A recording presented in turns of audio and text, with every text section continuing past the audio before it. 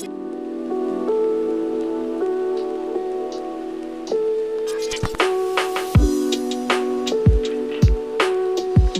Dr. Paul Davis and I teach English language here at East Sussex College.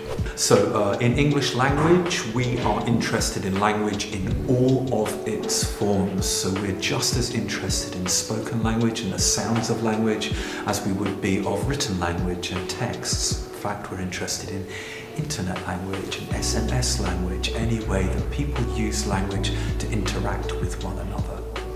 We will spend a lot of time describing that language from bottom to top, so all the details of exactly how people pronounce words, how children learn to pronounce words, how we conduct our social relationships through talking to each other, texting to each other, writing to each other, and so on.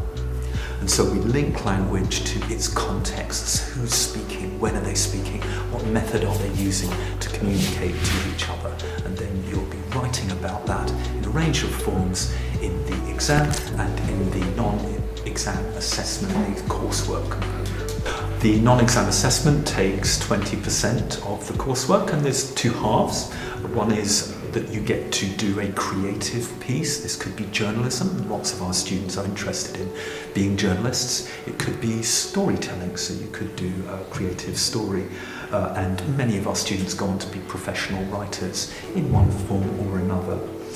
Not only do you write that story, but you're also reading stories, articles and so on to show that you are writing to the kind of publication that would actually publish your work. So it is the action of a professional writer.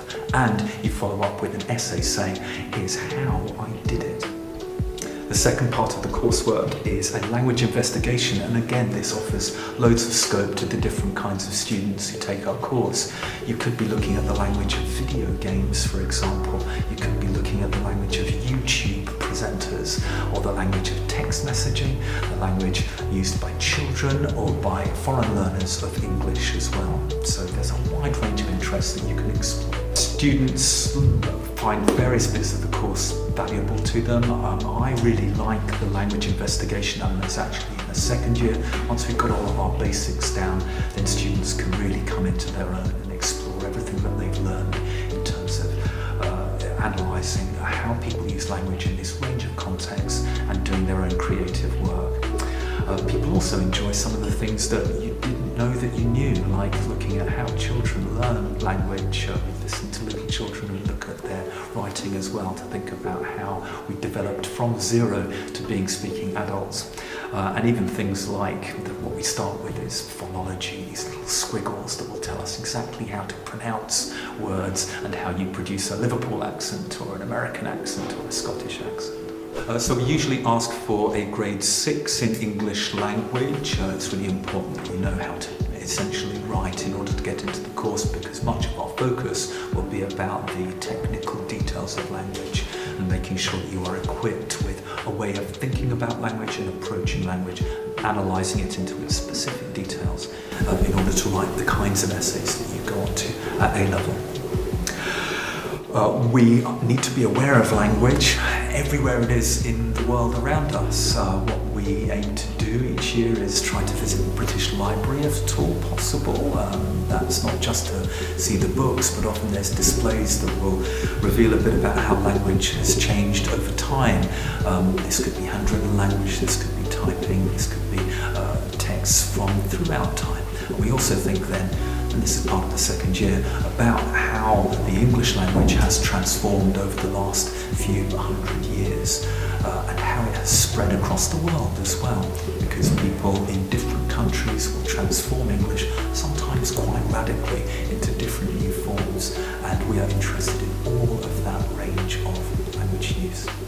People who take up English language are often also interested in media studies or film, especially those who want to go into journalism.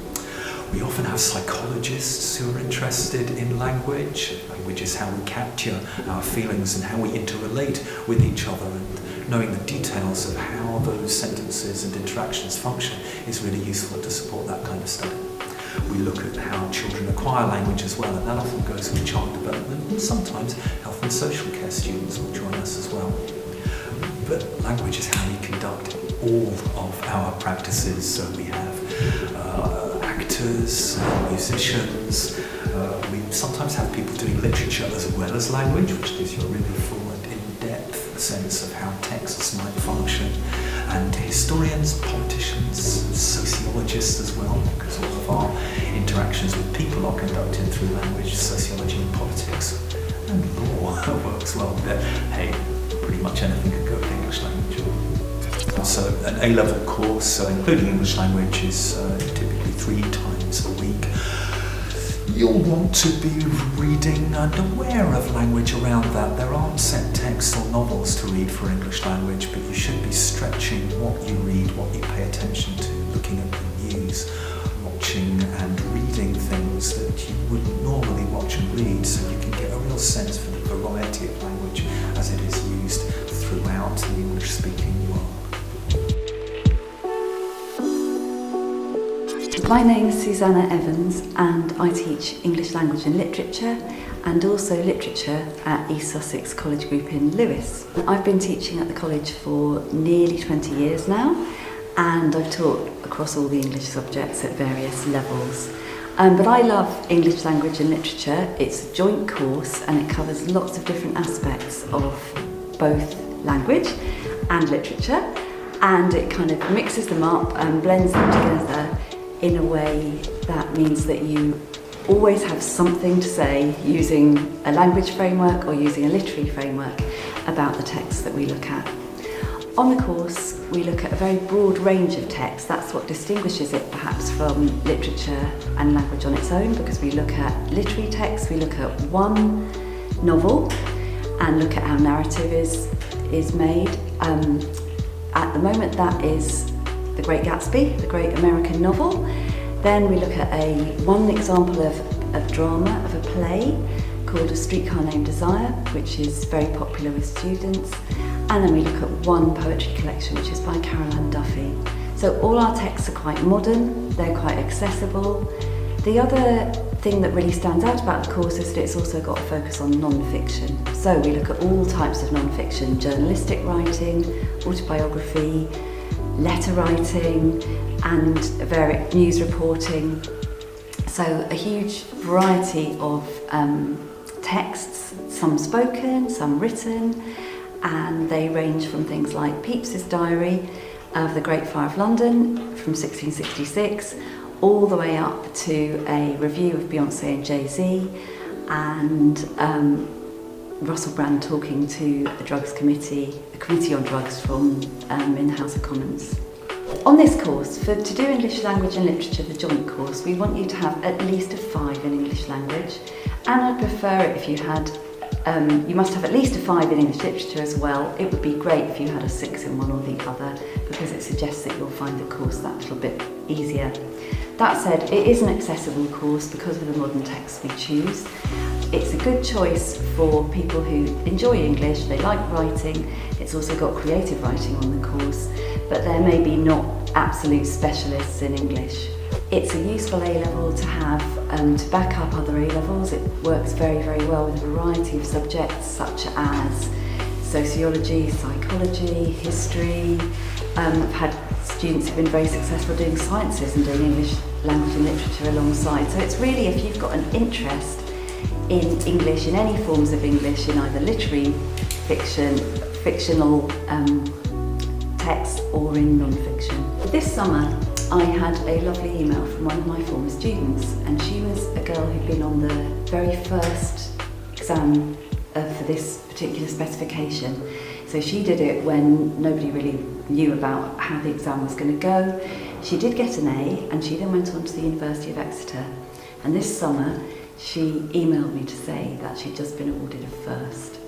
So she is a fantastic success. She used to come all the way from Brighton over to Lewes because she wanted to do her A-levels over here, and she did really well. On language and literature, like on all the English subjects, there's 20% coursework assessment, and then there are exams which total 5 hours.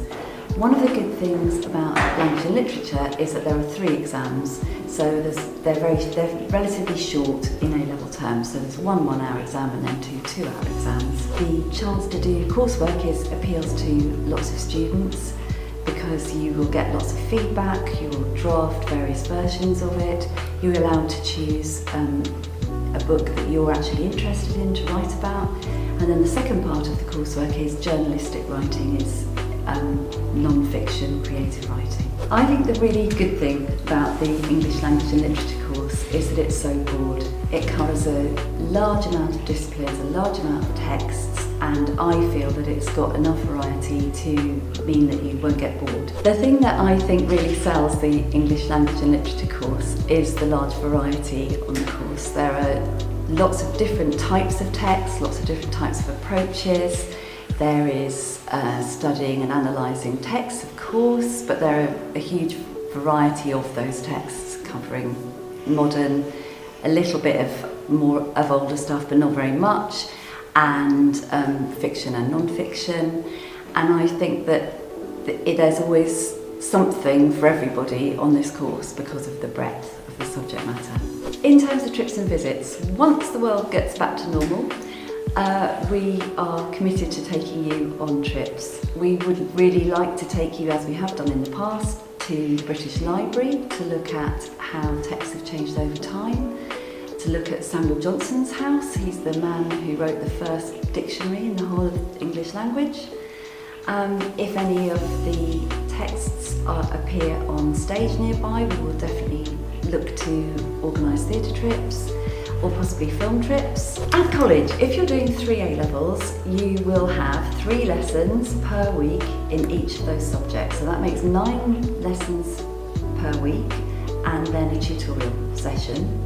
In addition, on the timetable, you'll have some study periods where we expect you to make use of the facilities, the IT facilities and the library to do your own independent study. So you will have gaps in your day, but those gaps are there so that you have time to study, because A-levels require a great deal of independent work, and we suggest that as well as the 4.5 hours that you'll be doing actually in a class in front of a teacher, you will spend an equal amount of time working on your own independently or working with other people in the class on joint projects or helping each other with assignments and homework.